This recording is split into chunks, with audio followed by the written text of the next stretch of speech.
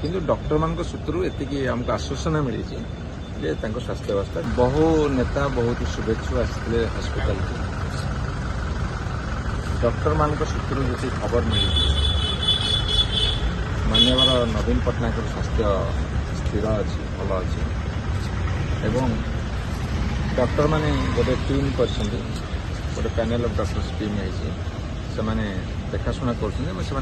स्वास्थ्य ठीक अच्छे डिस्चार्ज पूरा मेडिकल कह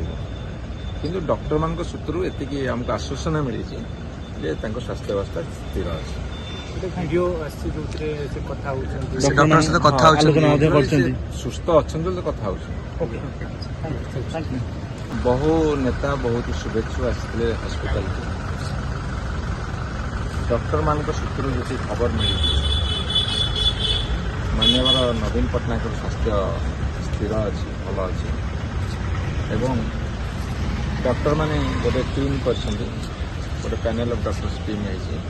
से माने देखाशुना कर स्वास्थ्य ठीक अच्छे डिस्चार्ज पूरा मेडिकल कह किंतु डॉक्टर मान सूत्रु एति आमको आश्वासन मिली जे स्वास्थ्य अवस्था स्थिर अच्छी वीडियो सुस्थ अच्छा कथा